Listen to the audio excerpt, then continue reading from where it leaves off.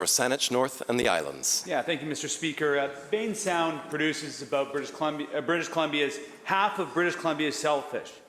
It's an important economic, food, social, and ceremonial site for Comox First Nation and has federal designation as an ecologically and biologically sensitive area. Despite this significance, the province has permitted shipbreaking, an environmentally hazardous industry, in Union Bay. In October 2021, the province issued a foreshore lease to Deepwater Recovery that allows them to drag ships over the beach and onto dry land.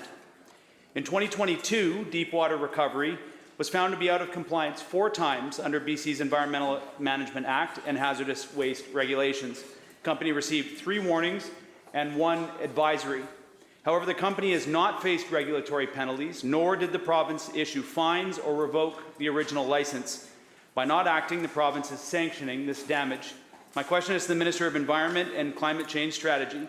Will he take enforcement actions against Deepwater Recovery to protect the environment and the people of Baines Sound? Minister of Environment. Thank you very much, Honourable Speaker, and thank you to the member for the question. As the member knows, compliance and enforcement actions are taken by staff of the Ministry of Environment on the ground.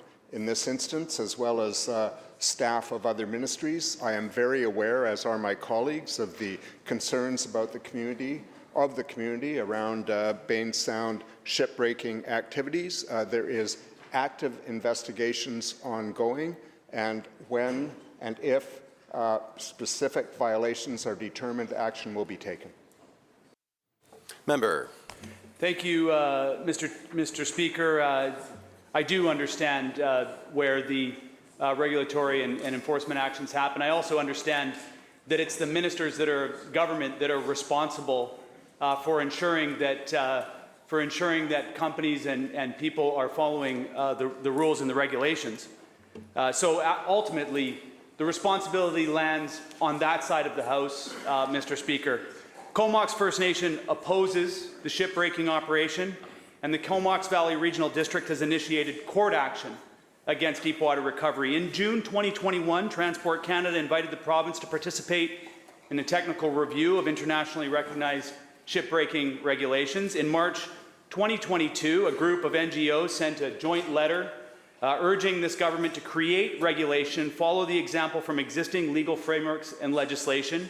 In April 2022, the Association of Vancouver Island and Coastal Communities unanimously approved a motion calling on this government to adopt shipbreaking regulations in BC, and despite these requests, the ministry has not taken any meaningful action to regulate this hazardous industry. If properly regulated, shipbreaking is an important industry without adequate provincial oversight.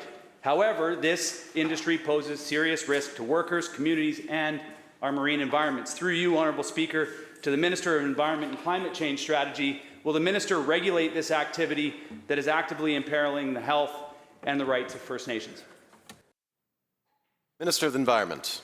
Thank you very much, Mr. Speaker, and thank you again to the member for the question.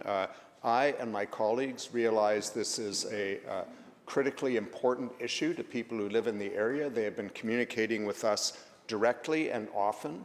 We have been meeting regularly with staff in my ministry and staff in other ministries. This is a interjurisdictional issue, as the member knows. It involves my ministry, the Ministry of Forests. It also involves the federal government.